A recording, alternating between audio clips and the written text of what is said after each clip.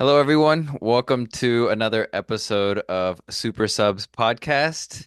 It's your host, Harish and Narvin Amatia. So this week we won't go through our Super Subs of the week. It was a international break. So there were UEFA Nations League games going on across Europe. A ton of games the past week, and then also um, we had World Cup qualifying games. South American games in Africa. So there were a ton of games going on. So didn't want to necessarily choose a single super sub this week, but we thought maybe we'll just talk about some of the games or just some updates. There's been some big news that's happened over the past week that we can talk through. And then afterwards, we'll play a game, which Narvin will kind of explain, and then we'll kind of end it with the upcoming fixtures to watch for the coming week. Um, so Sounds yeah, like a this plan. The super yeah sub probably is a international break for me though. Take a break from all the pain. yeah that's a good point. Yeah, who does United play this weekend? I don't even know. I'm just I'm taking it It's just tough. game by game, so I don't even Yeah, want to. Oh, we well, got Brentford. Brentford. Yeah, Mhm. in a couple of weeks though, a big game there with Chelsea and Chelsea and United. We might have to link up, watch that game Yeah. together for sure. Um, So, yeah, why don't we start with this international break and discuss some games that maybe stood out to you, players or performances, or just some shout outs you wanted to discuss. Um, so maybe I'll let you start, see if you had anything you wanted to share first. I would say one thing I like about international break is always watching Bruno Fernandes. I think getting away from the toxic environment at United and being surrounded with other quality players at Portugal.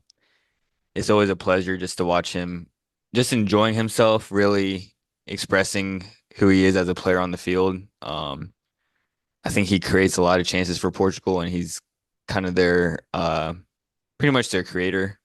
Um, so it was enjoyable watching Portugal versus Poland. Hmm.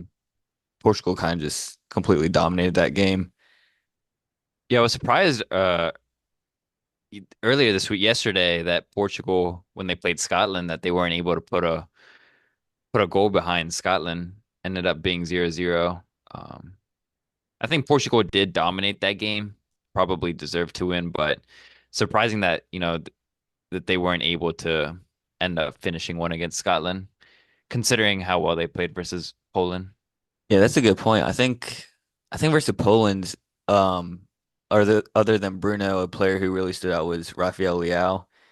He kind of looks like the guy where they try to feed him a lot, let him create, and so I guess because it is the group stage right now, they're just kind of experimenting. So with Scotland, Leao was off the bench. Um, Yeah, Rafael Leao looked amazing. They had one goal. I forgot who ended up scoring against Poland, but um, Rafael Leao had that crazy run and then ended up. I don't think he got the assist, but he kind of got put it in a dangerous spot, but out dribbled mhm. like four Polish players. Yeah, Poland's kind of an annoying team to watch. They're not that exciting. Yeah, someone else I wanted to give a shout out to is Luka Modric. Um, it's just insane how much he's carried Croatia, and considering he's almost 40 now. When they beat Scotland this past week, he was clearly the best player. Um, and he's been carrying this Croatian team for a while now. I mean, they made it to the finals of the World Cup and then went pretty far into the previous Euros as well. But I mean, he was the best player against Scotland, and then even against um, Poland, he had like an incredible game as well. So I It's think that's crazy. He still has the legs to run around. Um, Yeah, it'll be interesting once he retires, kind of who's going to be the next man to kind of fill his shoes. But I don't know if there will be. I mean, one of the best ever. When is he officially retiring? Because for some reason I thought it was after the last Euros that he was stepping down. That's what Um, I thought too, but it doesn't seem like he is. So hopefully when the World Cup is in the US, maybe that will be his last run, and if we mhm. can catch a game of his, that would be amazing. I will say that Poland-Croatia game was a good matchup. Croatia, they had that banger of a goal by Sosa, and then Yeah. the goalie for Poland he makes like a crazy save on him later in that game. I think another shout out was I was gonna give a shout out to Federico DiMarco for Italy. The game That's versus someone I had on my oh notes. really? Yep. That game versus Belgium, he had that assist to Andrea Cambiaso, who is another player that I was mentioning, really impresses me at Juventus. Hmm. And then that second goal Italy had, Federico DiMarco, he didn't get the assist, but he had that across the field like ping on the half volley to Cambiaso, who got a shot off, and then Matteo Retegui gets the goal. But he's he's so good going forward, Would you DiMarco. say, I was thinking about it, and as I was writing it down, who is the best left back in the world? Um, I think DeMarco might have a shout there. I think he's up there with Cucurella. But other than that, I don't know. I'm thinking he might be the best left back in the world right now. Yeah, because I think he offers like defensively he's pretty stable as well, and going forward he's great. So he's really two-sided. Whereas I know a lot of people wanted to give like Grimaldo a shout, but I'm like, defensively he's not really there yet.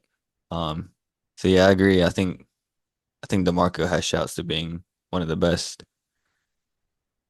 Another team I wanted to give a shout out to um, was Greece.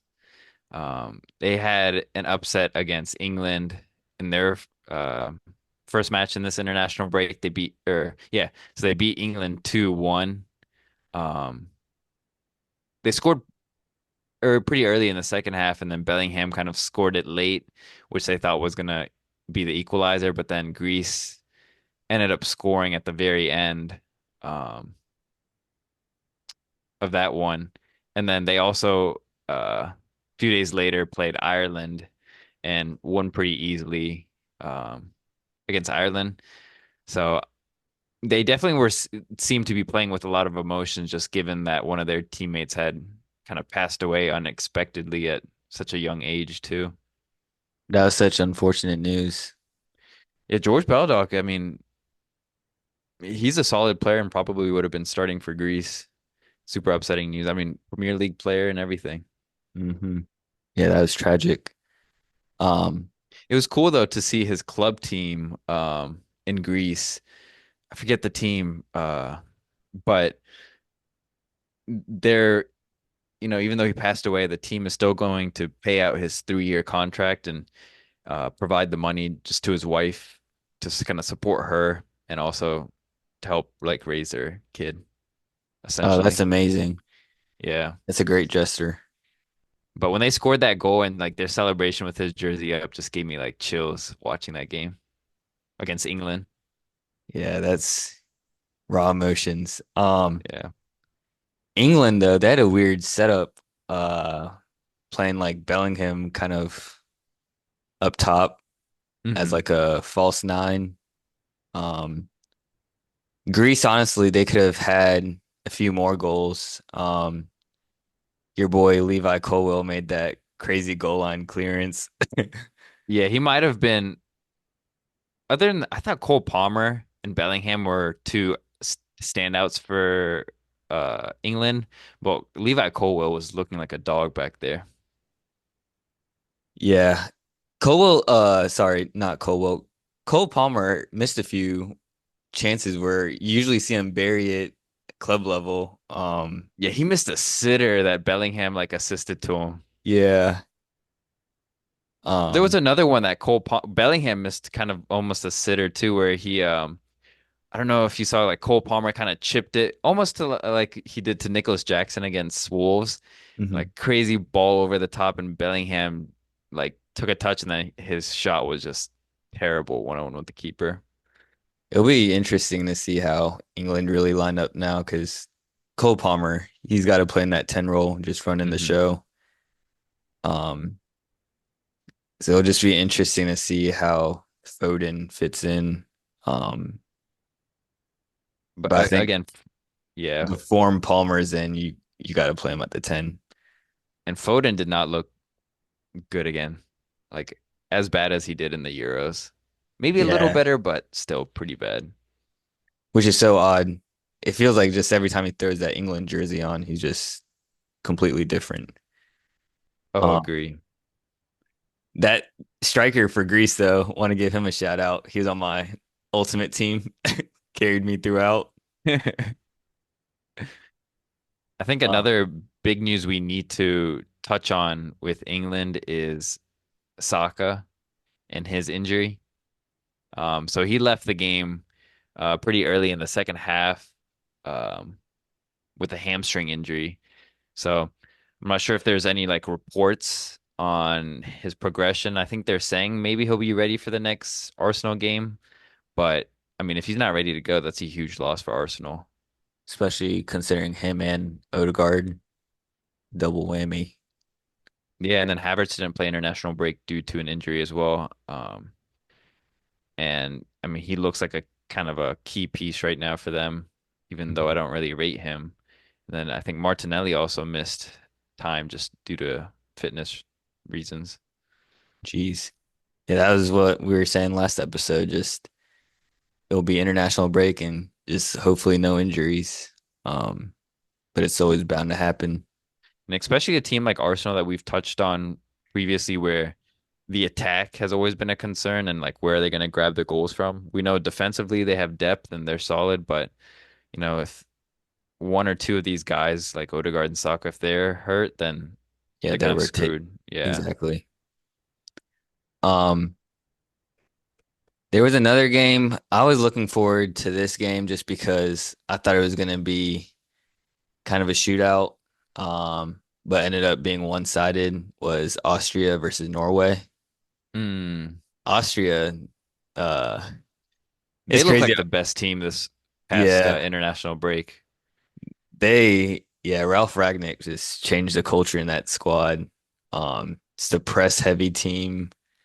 Um, a player I really enjoy on that team, other than Sabitzer, is Bumgardner.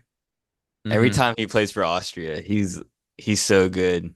Um, and he didn't get on like the score sheet or anything, but he was still looking really good. And then Arnautovic scored just a complete banger. That first goal against Norway, but ended up being one-sided 5-1 to Austria. In Norway, they did. I think the game before they played Austria, they played Slovenia. I mean, who's not a like great opponent, but um, I mean they're still solid. They were in the Euros, Yeah. and they have a couple like solid players in Sesko. But I mean, they won 3-0, and I think it was pretty. It, I guess it wasn't indicative of like what's to come with Norway, just because they got smacked by Austria. But like you saw glimpses of Haaland and Sorloth combining. And I mean Haaland had like some crazy dribbles and like he was falling and then like assisted to Sorloth, and like the two of them just look like a scary duo. And that was a duo where uh I don't know if it'd like work just because same type of build. Both kind of like a target man. Um, Hmm. but at times they link up pretty well. They do. I do think Sorloth though, his like dribbling skills is slightly better than Haaland's. Um, and like there was one assist that he had. Yeah, because Haaland didn't have an assist. Sorloth did. Yeah, so I'm getting them confused just because like even like the way they look in the Norway jersey, like they look exactly the same. But Sorloth, like the way he was able to dribble through some of the Slovenian players was ridiculous. Were there any other teams or games that you want to touch on? Uh no, I do have to give a shout out to some of like the Chelsea players that I was following. So Mudryk, his first game, he first game he ended up scoring a pretty nice goal against Georgia. I was kind of excited about that game just because Georgia had a nice showing out in the Euros, but um, they were pretty quiet going forward. Um, it was kind of a boring game, but Mudryk ended up having a goal, and it was a really nice, like he was able to skip through two players, just turn on his pace, and then have a super nice shot. So I wanted to give him a shout out, and then also a shout out to Nicholas Jackson for scoring for Senegal. I forget who they actually ended up playing, but yeah, Senegal got the dub. And that's a team that's low key kind of scary in Africa. And I don't know if they'll like depending on how they do in qualifications, if they make the World Cup, that might be a fun team to watch. Just wanted to read out to you who started in that game that Jackson scored. So up top it was Nicholas Jackson, and then out wide they had Sadio Mane. And I mean Mane is still, top level quality. And then they had Sarr out wide on the other flank, Palace player. And then at the 10, they had the Everton player, Ndiaye. Oh, I didn't even know he was Senegalese. Yeah. And then in holding midfield, they had Pep Gueye. Um, and then the other midfielder, I haven't really seen him play. He plays for Monaco. He's a 20-year-old, Lamine Kamara. I haven't seen him play before. Um, but then in the back, they also have Koulibaly, who, he's decent. Um, Highly rated at Napoli. Um, didn't work out at Chelsea, but he was top at yeah. Napoli. Um, and then coming off the bench in that game was also, I mean, he's getting older, but I mean, he's still got some legs in him. So I don't know if he'd be ready for like the World Cup. He'll be around 38, but Idrissa Gueye in the middle, Mm, Everton player. So I yeah. don't know. Senegal's got a fun team there. And goalkeeper, they still got Mendy. Uh, no, I don't think so. I thought Mendy was from Nigeria for some reason. Maybe not. Um, but no, I don't think Mendy ended up playing. And I, then the I didn't follow the last, African games as much. The like South and North American teams that I just saw the score lines were of Brazil beating Mhm. Chile and then Pochettino getting his first win with US. Ooh, yep. The U.S. ended up losing to Mexico though, yesterday. And I think it's Yeah. like the first loss in like however many years. Although I think it was just like a friendly, so it wasn't like the Mhm. strongest lineups for Yeah, either team. Pulisic didn't even play, so Yeah. And then we need to give a shout out to Harry Wilson as well. He had 3 goals this international break. Two of them were winners for Wales as well. Um, so that's a quality player, Premier League player too, that had a good international break. And then one of the players that I'm a big fan of, Undav, Dennis he carried. Undav. Yeah, he carried against Bosnia, scored twice, and they won 2-1. But can you take a guess who scored for Bosnia? I'll give you a hint if you Oldie, need. old head. He is an old head. It has to be Edin Dzeko. Yeah, I had no idea he was still playing. I knew he played for Fenerbahce still, but I didn't Yep. realize Yeah, he does. internationally. I didn't realize. I thought he retired for some reason internationally. Dang, nice guess. I assume you w watched it then, because that was a nice guess. I had no idea Zeko was still playing. For some reason, I No, thought he that's was like that's the only super Bosnian old. player that I could, only Bosnian player I could think of. That's fair.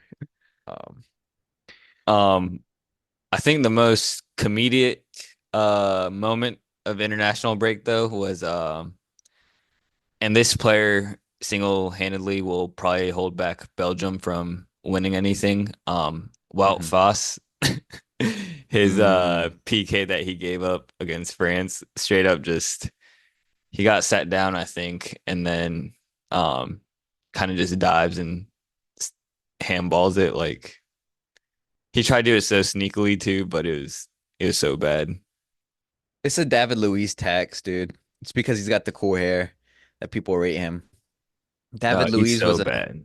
Yeah, David Luiz was a legit baller, but I think I have no idea what people see in this kid, but I think it's they want him to be the next David Luiz because of the hair.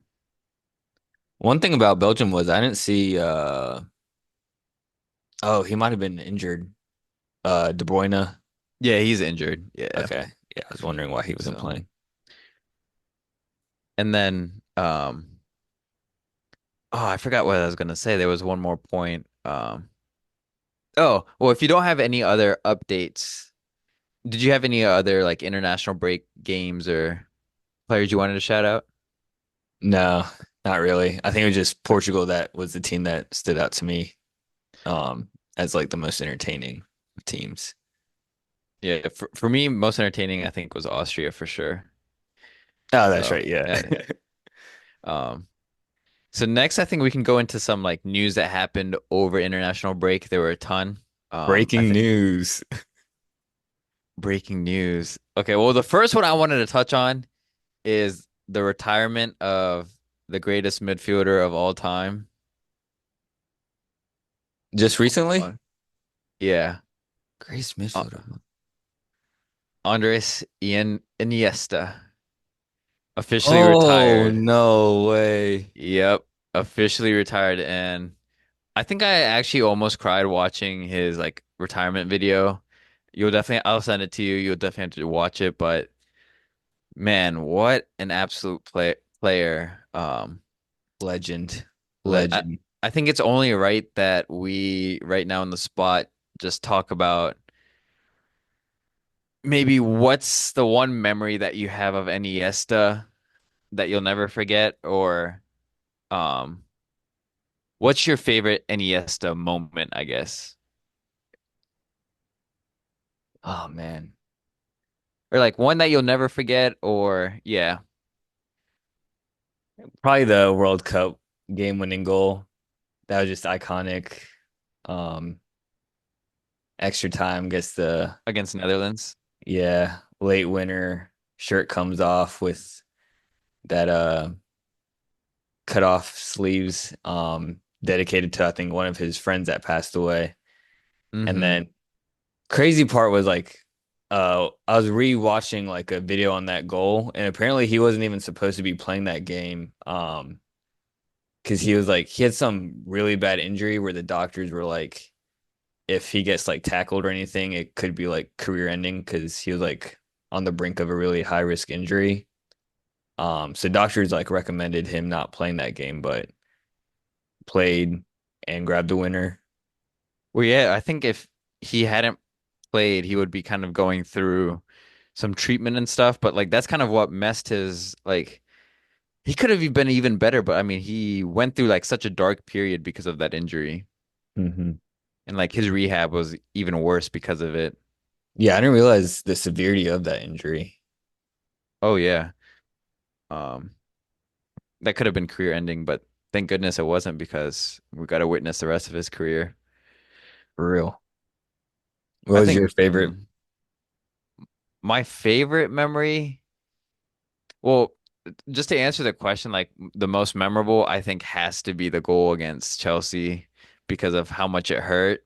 Um, we also like got it cheated that tie, but that's the second point, but like still Iniesta's goal there kind of pushed Barca into the next stage. Champions League, I thought that was like the most memorable for me. My favorite moment might also be like him kind of coming on for um kind of the first time in the Champions League for Barcelona and like the big moment against Arsenal in 2006 Champions League final. So Arsenal, I think it was like Sol Campbell that had that header, put them up, and then they needed to. They kind of looked flat, and um, I forget who ended up kind of getting the assists and goals that game. It wasn't Iniesta, but like Iniesta was ultimately like the game changer, and he was like came off the bench and made this huge. He was like the super sub of that game, and like if anyone like ever wants to like understand what a super sub is, like go back and watch that game and watch the impact that Iniesta had. Even like Thierry Henry after the game said like, yeah, you see these goals, but Iniesta was like, the game changer. Yeah, absolute legend. Him, Xavi and Busquets. That's Hmm. gonna be like go down as best trio. Um, and then so I think that was the one kind of news I wanted to touch on.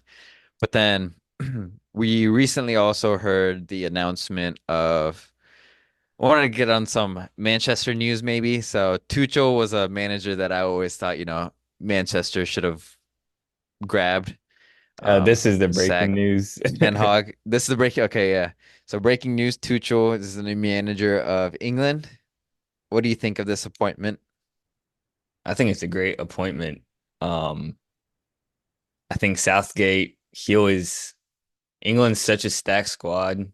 Um, and Southgate, yeah, he made it to the finals twice, but couldn't see it out. They should have at least one um trophy by now. Um, and so I think Tuchel, he's a very good like cup uh competition type manager as well. So I think he's just a perfect appointment. And he has a lot of weapons to use. Yeah, that's a big one. I mean, if you look back to his days at when he won like uh the Champions League with Chelsea, that might have been one of the weakest teams to ultimately win the Champions League. And he came in the Um, middle of a mess with Chelsea too, so dude, so I mean, granted, we did have, I think Conte was one of the best midfielder performances you can ever see in a Champions oh League yeah. run, but still, it was a very weak squad. Um, and I mean, he's a really underrated coach. The things he was able to do with PSG as well. I think it was a little unfair what happened to him at Bayern, a little too early. He didn't have much time really um, to really kind of take over and implement his philosophy, but everywhere he goes, he's able to make an impact pretty quickly. Yeah. Um I mean Bayern Munich, if it wasn't for Leverkusen not having the like unbeaten Bundesliga run, Bayern Munich would have won it. So I mean the points they finished off with was still really impressive. It just Bayer Leverkusen couldn't lose. So um yeah, he's a quality manager though. I mean he took PSG to the finals. Um almost won that versus Bayern Munich. So Yeah, I think like the formation too that he typically likes to play fits perfect um with England. I mean, he typically likes to have two kind of wing backs, that kind of can play midfield too. Um or like very attack minded. So, I mean, if it's Trent or if it's um Reece James when he eventually gets healthy, I mean, obviously would fit right in there perfectly. Left back, there's options, with either Luke Shaw or maybe he'll put, yeah, I'm not sure exactly what he'll do in the left side. I think Kyle Walker might ultimately lose out on his spot um at that right back. Yeah. But And then I mean he loves the double pivot as well, so I assume that will be like Rice and maybe Bellingham. mhm. Um, three in the back.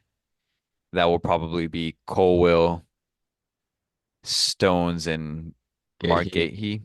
yeah. Up top, he's got Harry Kane, and then the two under him, probably Palmer and Saka or something like that. So that's the squad fits him perfectly. So I do hope for United's sake also that somehow, because when he was at Chelsea, I think one player that was, other than Conte, a player that was crucial during that whole season was Mason Mount.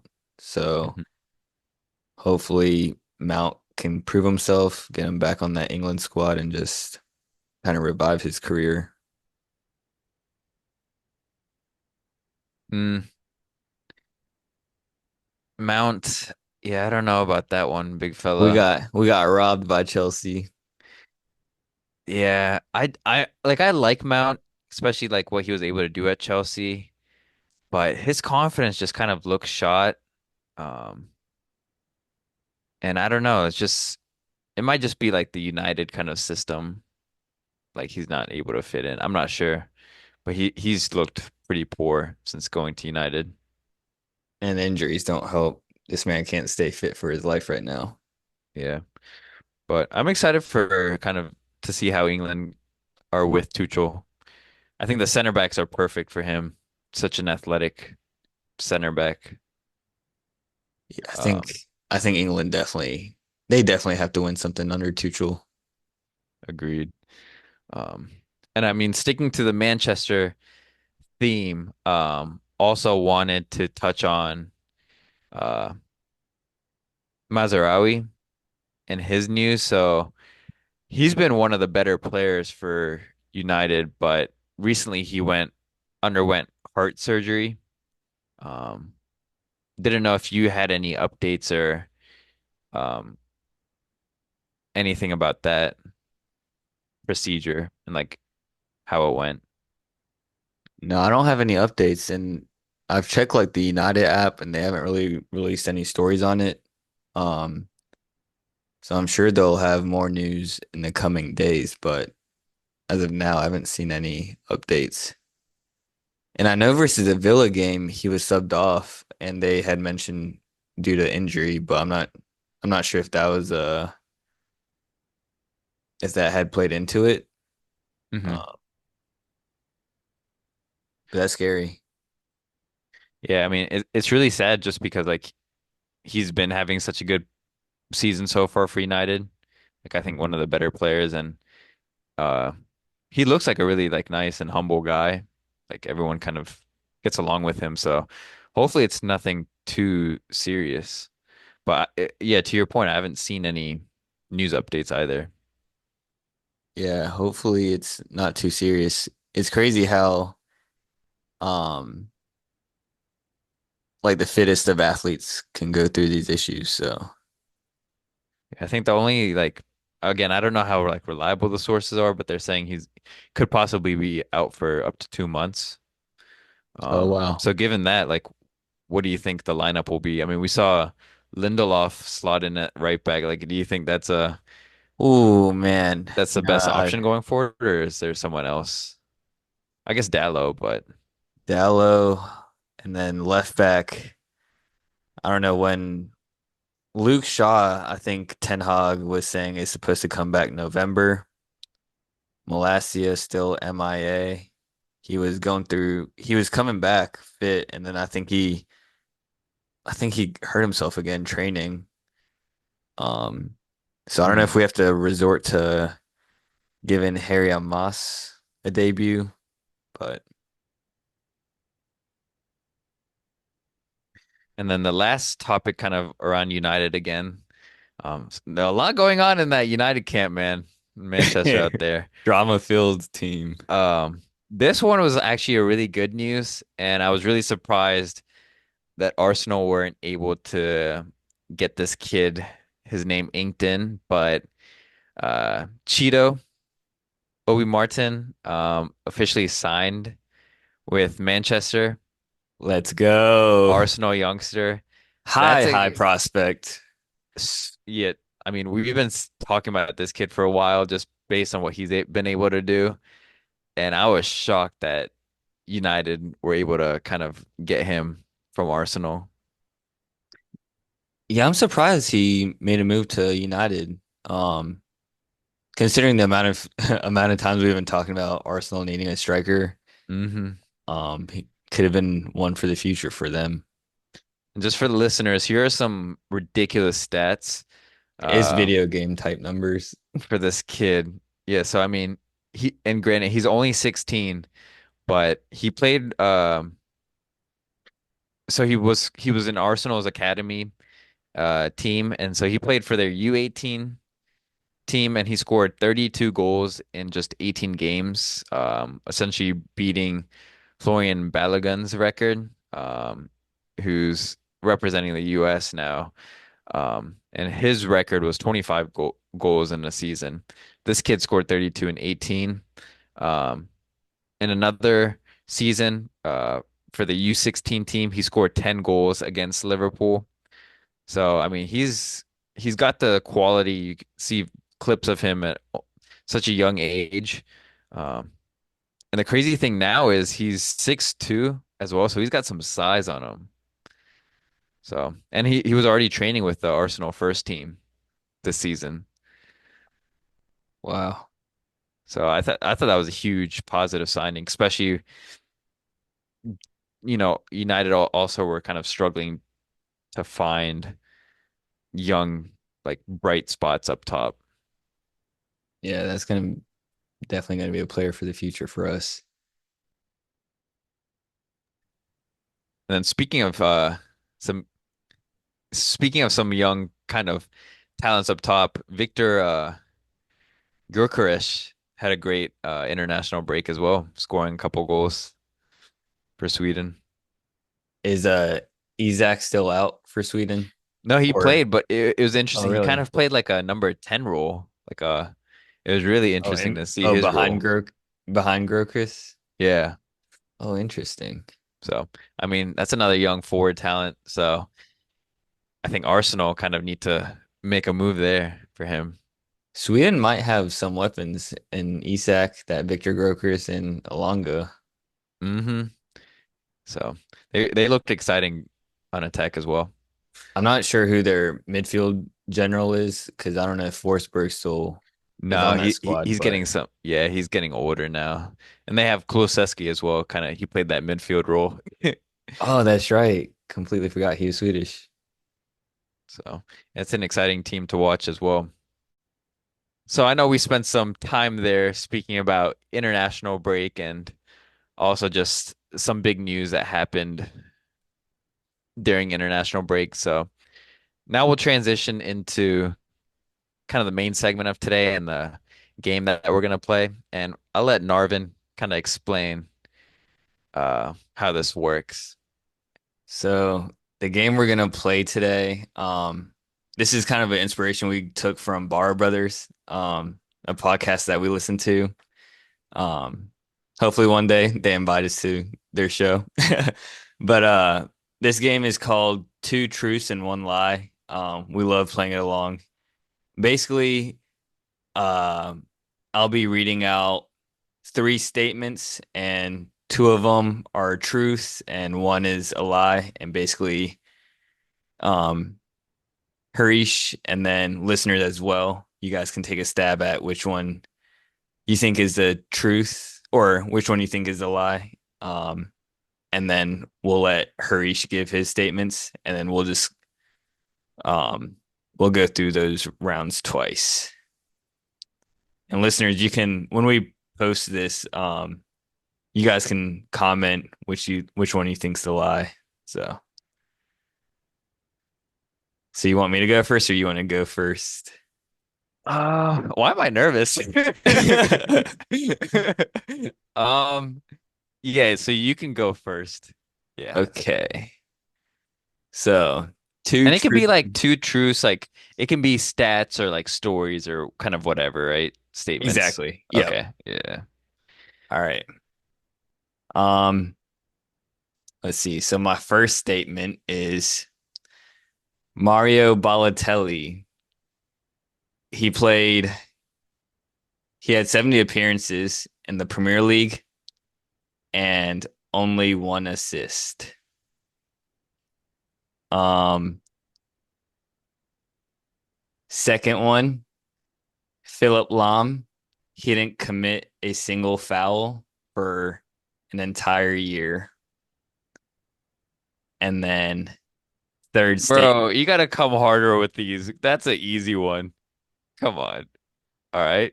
Third and one. then third statement is Hiroki Kasahara, a referee in the Japanese Pro League. Um, in 2019, he ran um, an approximate no, sorry, 16 miles in a match. 16 miles in a match. Wow. So he almost ran a marathon? 16. Did it go to overtime, do you know? Yeah. It went to overtime. So we're saying 120 minutes this man ran Oh, 16. sorry, not overtime, but there's like a lot of stoppage time. Um, and the game was quite high scoring as well. So he ran almost 7 minute mile. Japanese guy. That okay, see the second one I know is that one's a true statement, Philip Lahm, because he's and don't tell me if I'm right or wrong to that, but like Philip Lahm, he was one of the most disciplined players, technically gifted, as well. But I know that one's true. Um, it's because how good of a right back he was. Although that is an insane stat, that he didn't commit a foul for that long. Or and yeah, and didn't receive a red card for like I don't think he received a red card ever, right? Yeah. So okay. 7 minute a mile as a referee. That sounds kind of insane. Assuming they played like 100 minutes, I'll tack on 10 extra minutes. 16. Dude, that's hard to believe. The Balotelli one, I'm a little suspicious if you are getting me on technicalities there because I know the one season where Man City um kind of came back on QPR to win it and United fans were upset. He had an assist to Aguero, the classic Aguero goal. But that one, that was his only assist of the season. But you're saying he only had one assist in his Premier League career? Correct. So City and Liverpool combined. He had to have more than one assist in his career. Then a 7 minute, 16 miles. All right. Yeah, I think the second one's definitely a truth. Do The you want third, the score line of that game? the Japanese game. Yeah. Mm, yeah, let me hear it. So the game, it was between Shimizu S Pulse versus Hokkaido Consadole, and the game was 8-0, and this was in 2019. 8-0. So it sounds like it wasn't really back and forth, which would cause a lot of running. One-sided. Probably the team that lost a lot was just clearing the ball and he had to keep running from one end to the other. Okay, I'm gonna go with that was true as well. Because that's also just such a random, like, yeah, that's so random. So Balotelli, I feel like you got me on technicalities and Balotelli scored like, or he had an assist that one season, or he only had one assist that one season, but he had like other assists throughout his Premier League career. So I'll go with it. The first one is for the false statement, Balotelli. All right. So The false statement is the referee running 16 miles. Bro, what? Did you just make that completely up, or did you get me on some technicality like he ran 14 miles? So he's actually a ref in the Japanese Pro League. Yeah. But yeah, he never did that. But that game was a actual game that happened in 2019, 8-0 game. So I wonder how much refs actually cover Oh, so the I was going through a rabbit hole a bit. hmm And refs, uh, what would your guess be? they probably cover around 7 miles, six to Yeah. 7 miles. Yeah, the range is 6 to 8 miles. But I didn't realize they have to go through like tests, like fitness tests to be a referee. Oh wow. They basically have to do like speed tests though. Oh, Like okay. like shuttle That runs, yeah. like 140s that Cone we used to drills. do. Yeah. They basically have to Yeah. go through those and like they have to finish these like cone drills and stuff like within a certain time limit as part of their like tests. Oh wow. All right. That was a good one. I was debating between those two. That is So crazy. Balotelli, his oh, only assist is the wow, goal just from that one in his whole Premier League career. in 70 games. Yeah, Yeah. that's insane. All right. I'll give you my three statements and your turn to kind of pick out the lie. All right. Statement number one. Um, Pochettino, his first real managerial job was for Espanyol, his Hmm. first team coach, and his first game was actually against Barcelona and Pep and Espanyol were in last place. So uh they ended up tying, you know. They were still about to like get relegated and stuff. So he was really anxious, needed to um like get them out of relegation. They were sitting in last place.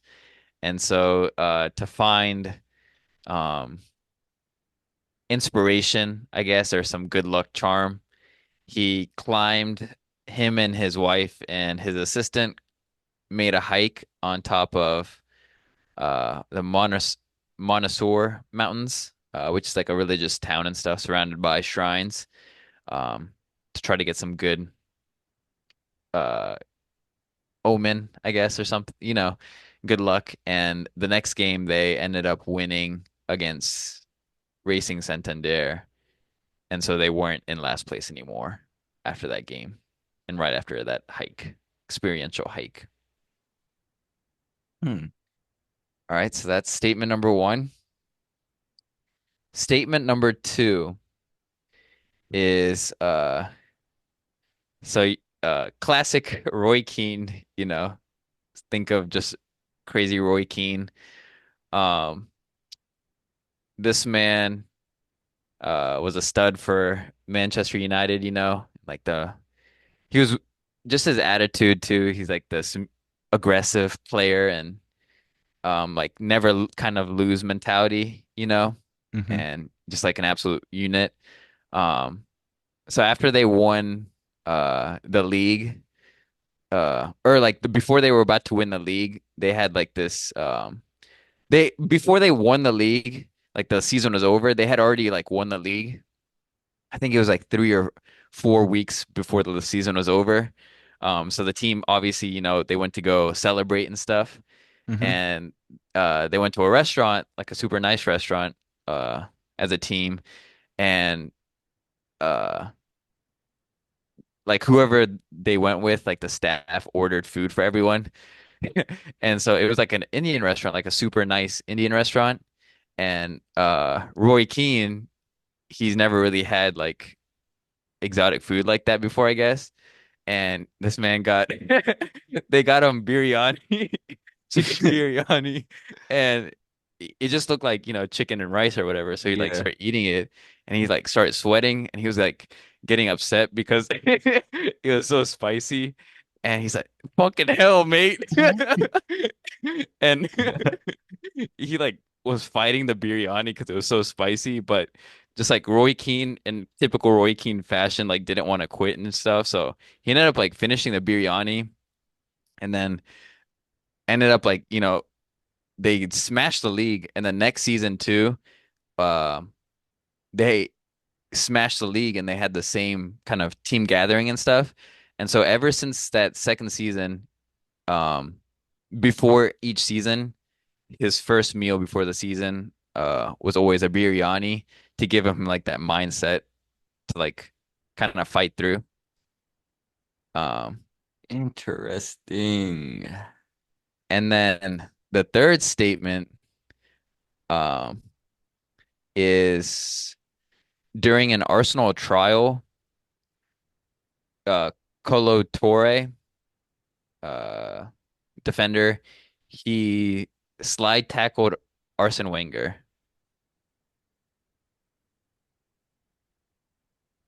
Hmm.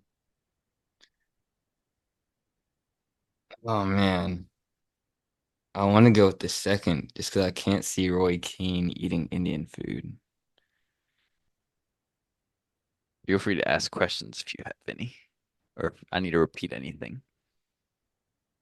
Colo Toure, slide tackling Arsene Wenger. I could see that happening. Accidental But he slide tackled Arsene Wenger at a like a trial, not even like at practice or something like that. at a try. Somewhere where he's like not even part of the team yet. But Hmm. you have any questions on any of these statements, or want me to It's give messing some with more my context? head. Um, You want me to give you a little more background on Colo Torre? What else happened that training that was kind of crazy? Or nah? yeah, yeah, gimme. He also took out and injured Thierry Henry with a two-footed tackle, and then 10 minutes later, uh, he slid tackled and injured Dennis Bergkamp that same trial. So that same trial, he took out Henry, Bergkamp, and Wenger. Yeah, He took out all three Arsenal legends. Nice. at a Colo trial. Toure. Didn't Colo Toure play for Arsenal? He did. How the hell did he play for Arsenal if he did all that? Hmm. And then you said Pochettino basically had the good luck charm after the spiritual hike. He pulled an Aaron Rodgers. Although Rodgers has been terrible ever since his journeys that he's made public. Uh, Do you have questions on that story? Mine are more stories than stats. yeah. Mine was kind of bait. The Philip Lahm one was easy to eliminate. This Yeah, one, all three could sounds kind of real. Um, when you maybe all three are when real. you when you looked up the Pochettino story, did it say how long his hike was? Yeah. How long was it? I think it was 10 kilometers. So not like a crazy hike. Okay. Well, still, I mean, 10 to 12 kilometers, but that's still, I mean, it is a pretty high elevation hike though. Sorry, what's that conversion to miles? Um, I gotta that'd see be like it. a 5.5 mile, I think. Oh, Pochettino can hike that. Yeah. That's slight work for him. Okay. Oh no, I lied. That's 7.5 miles. I think that's still slight work for him. That So was you're worried about the distance? Espanol. That's his Would he actually do that? You think early he's that type days. of, you think he's that type of person? Believe in religious omens? Yeah, because he always wears like he's worn that same bracelet thing. Um This man paying attention to fashion rather than the game. he be swagged out. Let's see. Who's the most Roy, drippy? Who's the most drippy coach? I can tell you who isn't the most drippy coach. Brighton manager. That The man thinks vest? he thinks he's super drip with that vest. It looks warm. I mean, Brighton can get cold, man. And then Arne Slot, no drip. That man, that's a straight up school teacher. The tracksuit. You know who's No, no, no. underrated? The like long sleeve white collar shirt that goes over his turtleneck thing. The black. I know what you're talking about. He does look like a school teacher. No, I think low key underrated drip Diego Simeone. All black. Yes, he Dog. swagger. Dog. Oh man, this is tricky. This is a mind boggle. You know who else doesn't have drip? Low key legend of a coach. Who? Bielsa. Oh yeah, no drip. That man be sitting on a cooler. Um, you know who does also have drip? Pep. But Nah, overhyped. Overhyped drip. you Just because know, he's bald. no, he has drip. And No. the reason why he got drip? Why? His wife's a fashion what do you call it? Not a fashion model, but like she's like a clothing designer or something. So she probably dresses them for the games. Dude, nah. No drip. Did it, okay, for your statements, did it mention the Indian restaurant they'd go to? Or was it more so just that he had to eat the chicken biryani before the season? Or was it like the same restaurant as well? I forget the name, but he went to like the same restaurant because they did the Okay. celebration at the same one. Okay. But then he would do biryani like opening season before the season started each year. But I'm not sure if he went to like that same one or not. But he would have like a biryani as a dish. It's funny because in the overlap he mentioned he was vegetarian for a couple years at United. Hmm. He was. That he was vegetarian. Yeah. But like he still had biryani. I was trying to But just it bait you. no, he was vegetarian. But he had biryani. Oh man, Harish, you got some tricky statements. Hmm. I'm gonna put you on a 2 minute timer here, bud. All right. I'm gonna say the Colo Toure, that one's real. Because Double slide, triple slide tackle. I think that's just accidental. Um, one or two of them he probably just slipped. Um, yeah, I can't see Roy Keane eating Indian food. I have to say that's the false. Even if it's a team dinner. Your final answer is locked in five, Yep, four. yep, Locked in? locked in. And the false statement is Pochettino Ah, did climb the mountain. oh, he did. Okay, Roy Keane did not eat the biryani. true United fan. Shit. Yeah, no, I don't even know if yeah, I made it up. Is he vegetarian? I had no idea. No, I was just trying to bait you to be like, oh. Okay, yeah, that one was a false statement.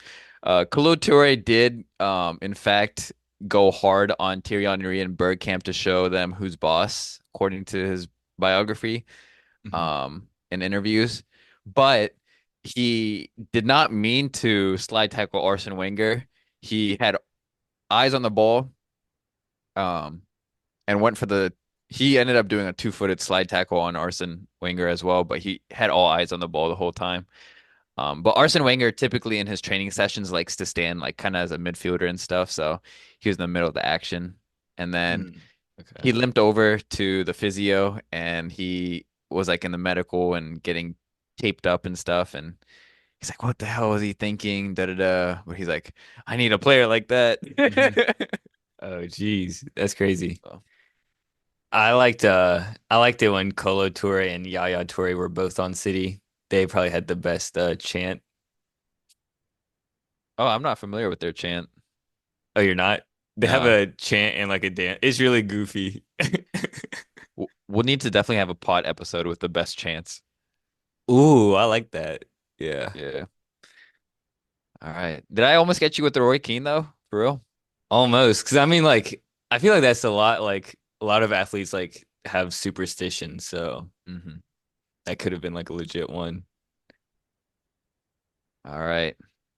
Round two. Round two. So we'll do two rounds of this and then Okay. move into like the weekend games to look Hmm. forward to. All right, That sweet. works. Man, I have to. Oh man, I have to come up with like a really tough one. That was really hard. Okay. Let's see. So, first statement. Fastest red card um a player ever received was in 10 seconds. Um, Second one, Paul Pogba was kidnapped by his brother. And then Dude, okay. third statement, um, Bournemouth, they're known as the Red Cherries because of one of their fans. Red cherries. So B is correct, but I like how in both statements you had the most obvious truth as B because psychologically you'd want me to go for B because it's in the middle, sandwich in between two truths, but you have the truth as B. So Pogba was kidnapped by his brothers. Crazy story. You'll have to explain this to the listeners. I'll eliminate that. Bournemouth is You called the should be a Ch psychologist, man. Is Playing that mind exactly games. your was that exactly your thinking? Yeah. Okay. See? All right, C. Bournemouth is called the Cherries, named after a fan. Cherries. Is there names that sound like cherries? There's Charlie, Cheryl, Charisse. Um, and then the first one, fastest red card is 10 seconds. What league was the red card in? Premier League. Fastest red card in 10 seconds. Okay. Do you know when Bournemouth were started being when they were called the Cherries? Like starting when? Um, I think that's always been their name. S- So why was this particular fan the reason they're called the Cherries?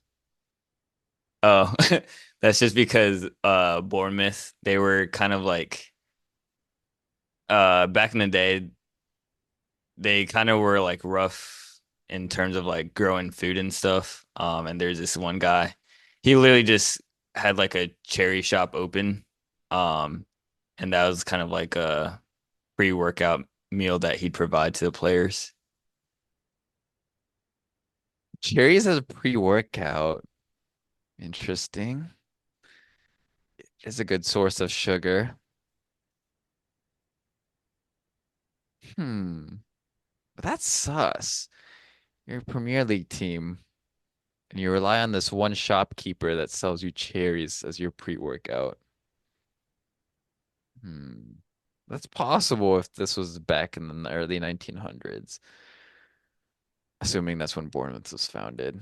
Um, Fastest red card in 10 seconds. I'm gonna be pissed if you get me on technicalities here and say it's like, faster red card was 12 seconds. It's not like that, is it? No, no, it's none of those Okay. shenanigans. Yeah, I could see someone getting a red card within 10 seconds for punching someone or something. But you said in the Premier League? Hmm. In the Premier League.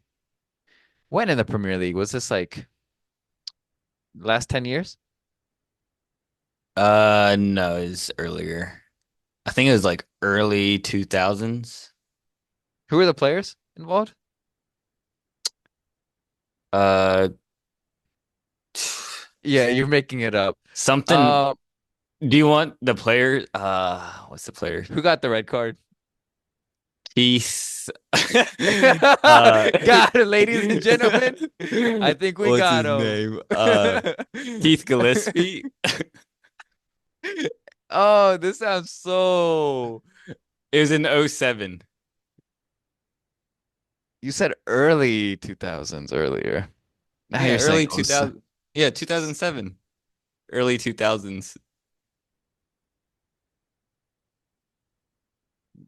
Keith, good old Keith. Keith, what? I haven't heard of this Keith player. Keith Gillespie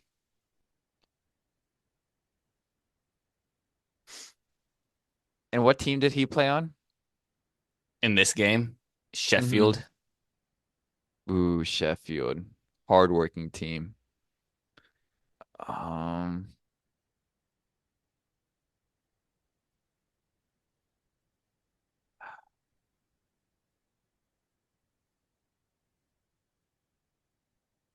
dude, no, that has to be made up. Yeah. Keith Gillespie, yeah, he didn't get the fastest red card in Premier League history. I'm going with that as a false. Final answer? Or is it the Bournemouth?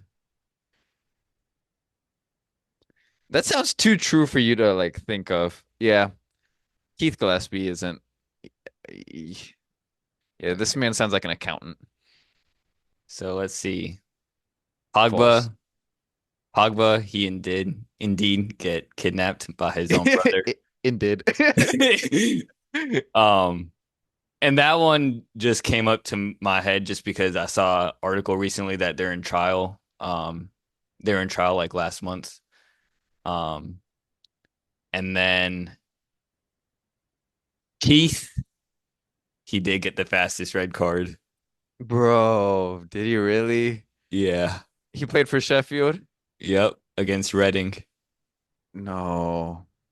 He came in as a sub during a throw-in, right when the throw-in happened, tussling, elbowed a guy around the face, got a red. Um, and then as he was walking off, punched him in the face again. Oh my Or God. he tried to shove him out the way, but then shoved him right in the face. How many seasons did he have? I'm not sure, but he did play for apparently he did play for United and Newcastle. Hmm. Bournemouth one was That was false. You just straight made that up. waffle. Yeah. This man. Yes, 2-0, baby. All right, I gotta get one dub. All right. All right, are you ready? Your last one was B, that was also the lie. So now you're It not gonna was. make the second one a lie. Yeah, B was a lie. All right. Um, my first story is all right. I had a couple I wanted to choose, like which combination, would be the best. Um,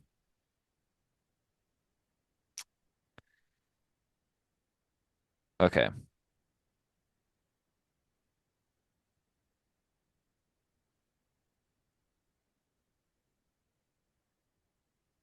Number one. Should I do stories or stats, do you think?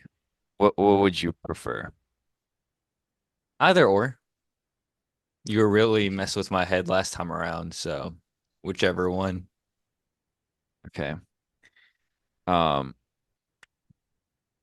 okay. So, all right. Statement one is we'll go with a good Harry Redknapp story. Um, Wait, Redknapp, you mean? Redknapp, story. He missed out on a loan. Oh no, no, I'm sorry. Let me start over. Uh, Harry Redknapp, he missed out on buying Ian Wright because he was buying, I forget the exact player's name, but he was essentially buying this one player. And um, when he went to that team's kind of facilities and stuff, Hmm. Ian Wright was there, young Ian Wright, so he was like 16 or whatever. Ian Wright's like, "Oh, are you buying my friend?" And uh, Harry Redknapp's like, "Yeah, I am." And he's like, "Oh, you should buy me. I'm I'm super good, da da da. I'm gonna be the next. I if you're buying him for, I forget the exact amounts, Hmm. but if you're buying him for like let's say 10 mil, Yeah. um, you should be you should be buying me because I score 20 more goals than he does, whatever he said. But he's like, hey, Redknapp's like, sorry, I'm just here to buy this one player. Ends up buying him, and that kid is absolute trash, like just terrible for him. What's his name? Um, Or I'll ask the question at the end. yeah, I forget the Yeah. player's name, but I'll Mhm. do a quick search real Okay. quick. Um, one sec. And yeah, he bought uh Carl Richards, and so then he went back to Anfield, and his friend was absolute trash and stuff like that. And then his friend said, "Oh, um, like a couple seasons later, said you should buy my teammate, or you should buy one of my friends. He's Mhm. pretty good." And Harry Redknapp said, "Is he as good as you, or how good is he?" And he's like, "He's as good as me." And Harry Redknapp said, "Heck no! If he's as good as you, I don't want him." Um, Oh and gosh. that guy ended up being um Ian Wright, and scored 2 goals against him. Um, like in the following season, um, when he was at Palace right before he joined Arsenal. Um, okay. And then statement number two is Ibra. Um, Ibra is a big martial arts fan. Um, and like growing up, he had problems kind of with uh like his parents and stuff, and he'd always kind of get into fights and stuff like that. And he was like a hard kid to manage, crazy personality, but um as he got a little older, like a teenager and stuff, he got really into like martial arts too. Um, Even though like soccer was his main thing, he'd kind of do martial arts on his own. Like he'd really like watch the movies and stuff like that. And so a pre-game ritual for him before every game was kind of going through this like breathing technique, like a lot of like martial arts practitioners would kind of go through. He Mhm. would go through this like kind of deep meditation pre-game ritual. And then so that's the first thing he would do on game days in the morning. Next thing he would go do is get into some heavy bag action and just get some striking out of the way and some uh, just like some of his frustration out onto like a heavy bag. And then he would do some other just like practice his martial arts skills. And that was before every game. Um, and then uh, when um, he kind of got into uh like once he got into like a bigger became like a bigger name after his like Ajax time and stuff like that, he blames that's kind of when he kind of blew up and he started getting to like these big fights, and like would take some anger out on the to the field. He blames it on because he stopped kind of practicing martial arts. And then the third statement is Juventus. Um, so the reason that their uniforms are kind of what it is because um, it was convinced by someone in Nottingham to have the jerseys that they have. Uh, Otherwise, they would be like a completely different color. the classic white and black. Yeah. So those are my three statements. So this is just off of mind games. Your last round, your Colo Toure story was kind of short and it was true. This one, the Juventus story was short, so I assume it's true. No, so I wanted to keep these shorter because I felt like the Roy Keane one was kind of longer, and so you thought I was waffling. This one I wanted to keep all of them kind of short, Hmm. and so you can ask me questions. Okay. So why did the guy from Nottingham say it had to be black and white? He was actually a Juventus player, and Juventus needed new kits. Oh, and he just recommended. He's like, "Oh, I'll call up my buddy in Nottingham." Oh, I see. Okay. So his buddy lives in Nottingham, but this player, was he English or was he Italian? English, He's English. but he played for Juve. Okay. This is has to be way back in the heyday. Okay. Um, is do you know if Zlatan is a black belt in martial arts? Do I know if he is or not? Yeah. That I'm not sure. Okay. I don't think so because he stopped practicing once he became kind of later Pro. on. Okay. It was up until like most of his Ajax days until he got, I think it was like 17 or 18, he stopped practicing and going through the pregame ritual. That one's just a little sus because I feel like I would see more of his like martial arts like type abilities like later in his career. Um, What do you mean? like you mentioned how he practiced like early in his career, but like Hmm.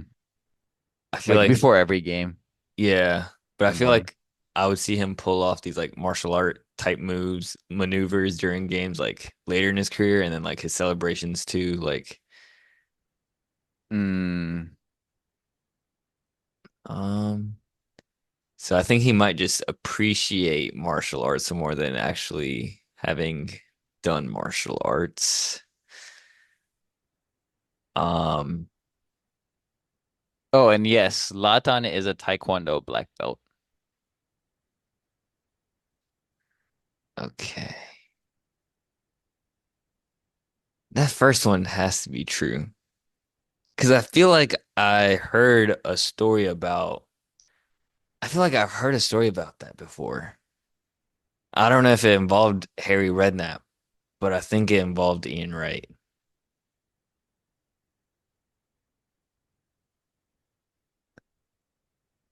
Mm, But I've also would say like Zlatan, if you see some of his goals, he's definitely had some type of martial art type-esque goals. even like early in his days. No, like kind of later in his career, but even a couple earlier. Yeah, that's what I meant. Like I think he practiced it later, if anything, Oh, early I in see his what you're career. saying. Yeah. Huh. That third one is so random, though, where I feel like it has to be fact because it's so random.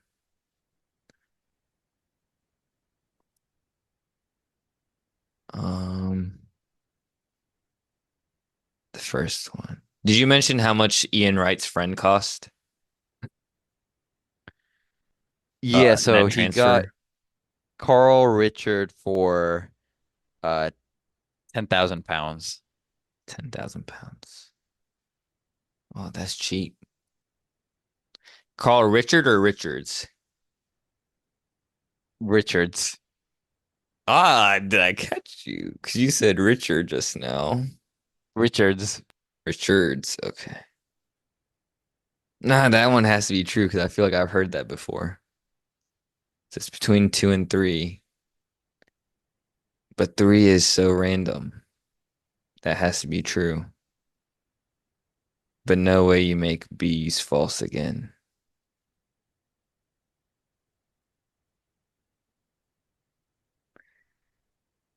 Oh, this is mind games.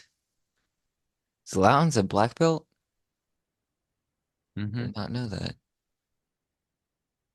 Yeah, I think he practiced late in his career. Mm.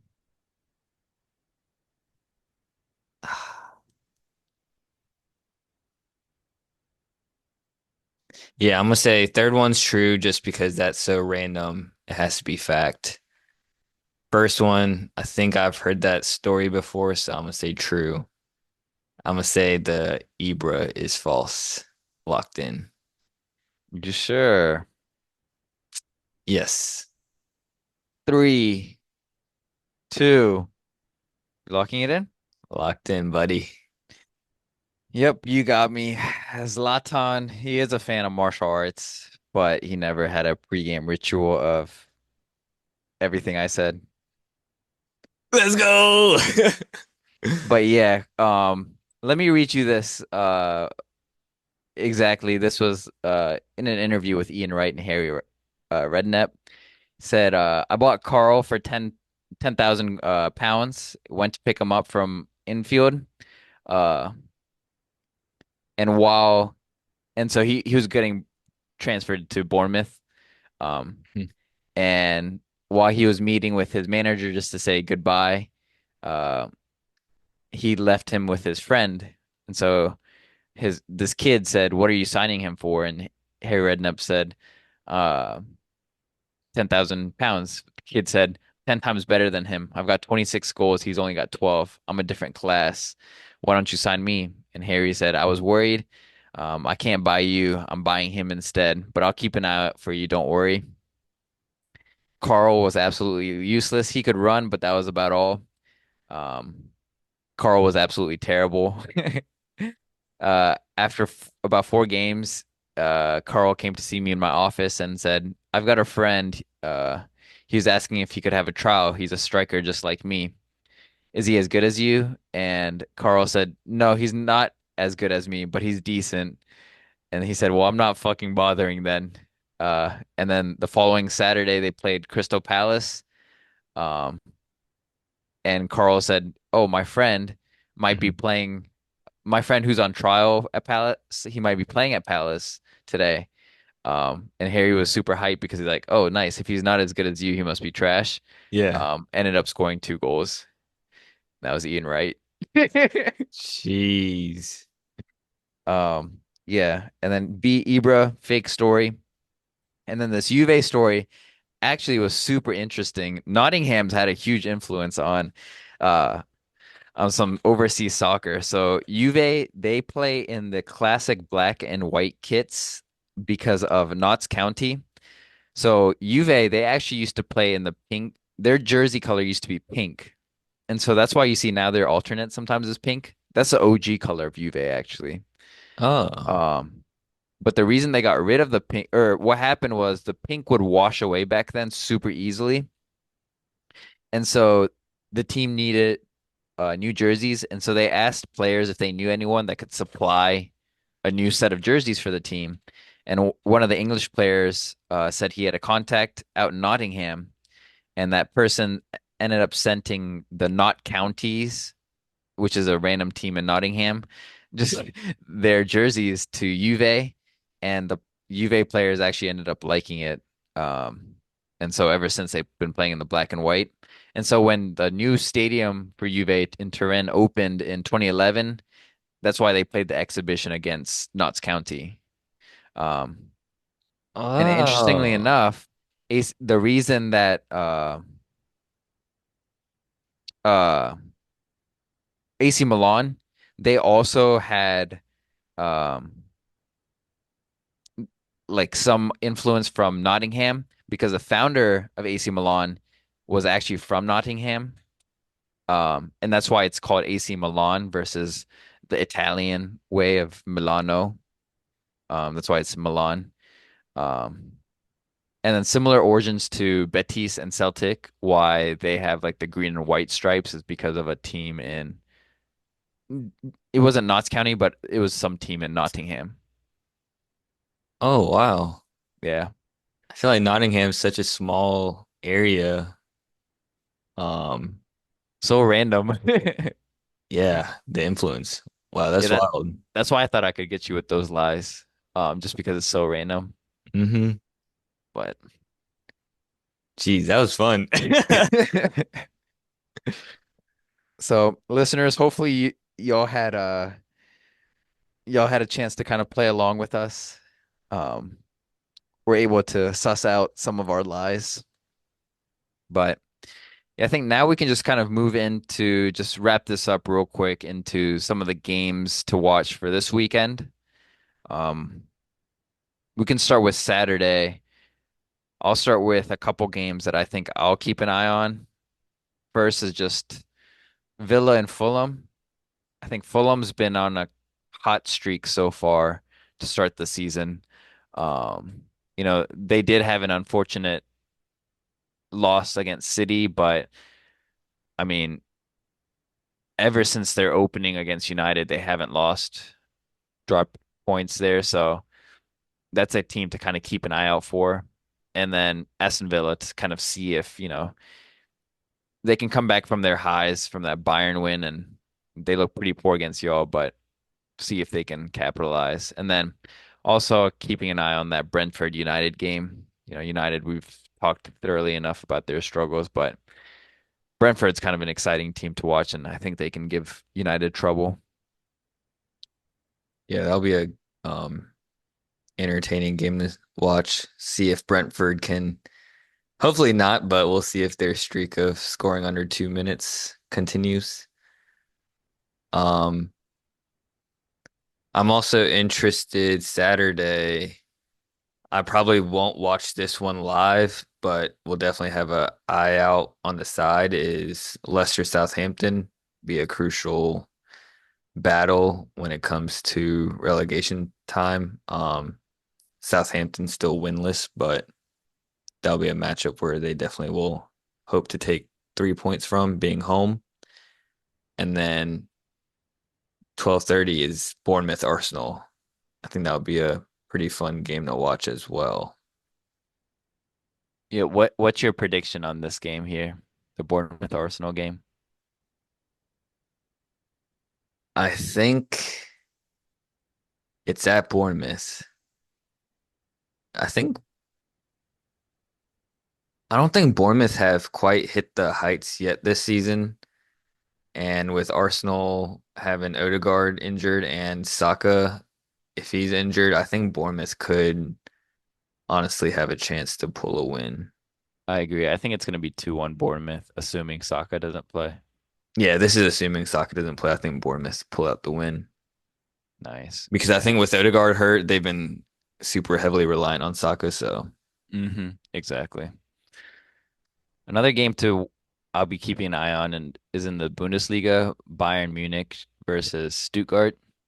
Again, Stuttgart's a team I really enjoy in Bundesliga. Um, and I'm hoping that they can cause some trouble here uh for Bayern.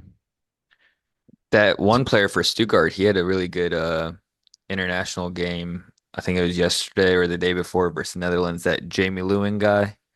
Oh, the left winger. hmm Yeah, he's got some nice pace with him. I think Syria Saturday, Juventus and Lazio. That would be a good matchup. Um, It's a battle of the top of the table there, top four. oh yeah. And then La Liga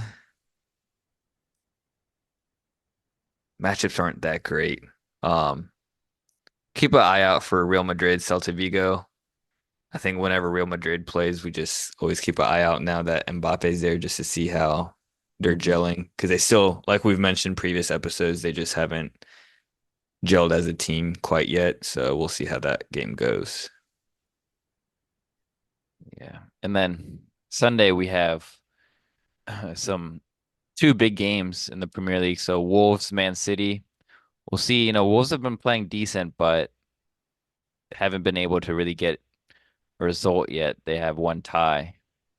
Do you think they'll pull any points against City? What do you think? I can't see it happening. Yeah, I think they get destroyed by City actually. I think it's gonna be a big beatdown. Um, This is their last fixture though before it gets easier, I think, right? Slightly. They still have to play Brighton, which I think is tricky. But then yeah, after that they have Palace, Southampton, Fulham, Bournemouth, so some winnable games. Okay. Um, Yeah, I don't see them getting any points though, but especially with that midfield that Wolves typically like to deploy between Gomez, Andre, and Lamina. Almost a carbon copy Yeah. of each other. Yeah. What's your prediction for Chelsea Liverpool? I think um I'll go with I think Liverpool get the win 2-1. I think they'll concede finally. But I think Liverpool are just so dominant and in form right now. And playing at home, so that's Yeah. definitely going to be the match of the weekend across all leagues though for sure.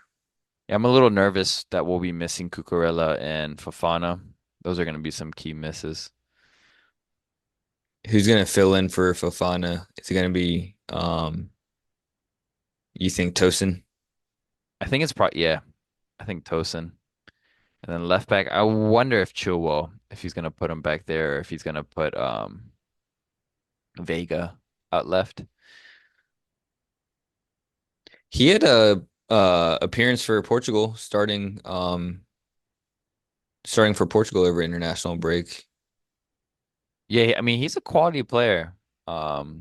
I like him. He's very versatile as well.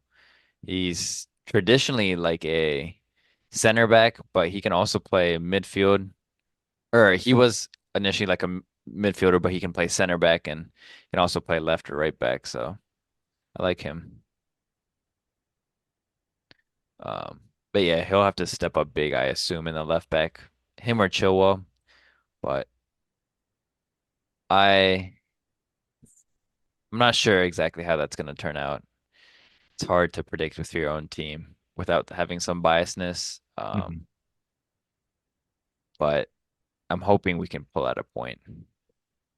I think honestly Liverpool are uh well they are top of the table, so I think where they're sitting right now reflects them as a squad. They're just Yeah, they're solid all good around. going forward and very disciplined now defensively also. Hopefully they have some distraction right now with Curtis Jones just had a baby. I saw that, so No, no way. need They to got distract him. We need Mo Salah to have another baby, distract him. Mo Salah growing out some hair, getting distracted now. Nice. That's what we like to see. Perfect timing. Yeah, and then La Liga, I think the big game Sunday is going to be Barcelona, Sevilla. Sevilla struggled this year, and Barca's looked absolutely amazing. Another team that's looked quite well this year for La Liga is Villarreal, so I'll probably keep an eye out on them as well. Oh Um, yeah, for sure. they've had a strong start, and then Yeah. Serie A, my Roma boys, can they pull the upset versus Inter? Mm, I don't think so. nah, I don't think so. Yeah, but going back to Villarreal, I really like some of the players that they have like attacking options. But the one player that I'm kind of a fan of is that Barry, Tierno Barry This guy, forward, yeah, the French guy. yeah, I know he hasn't grabbed a ton of goals or assists right now, but like the way he plays is kind of nice. I'm pretty sure he's quite young also. Um, Yeah, I think he's 21 or something. yeah, I like him too, watching him play. So he's quality. I know he's not like super highly rated right now, and no one's really talking about him, but uh, he definitely passes the eye test. Hmm. Yeah, other than that, for Serie A, I think Roma Inter Milan is the best matchup Sunday. And then Sunday in League McDonald's League, got my Marseille boys taking on Montpellier. Easy win there. Um, and that pretty much wraps up the weekend, it looks like. Oh, what's your prediction for United Brentford? Um, it's at No, we're home, I think, this game. Hmm. Oh man, I think as a fan, I always got hope, so I'll say United. Uh, I'll go with 2-1 United. Mm. Although I did see news that Ugarte's out. I think he got injured international break. Oh, did he? Hmm How long is he going to be out? I think it was just a minor injury, so I don't think that long. Mm. Even though he hasn't fitted well in our squad yet.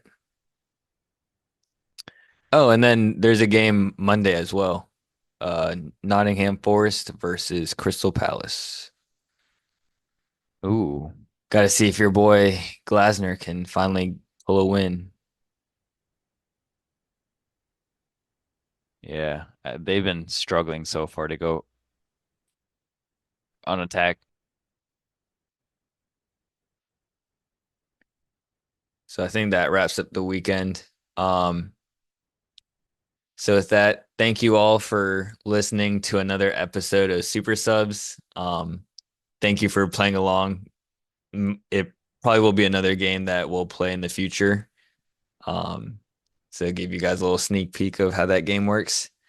And until next time, peace out.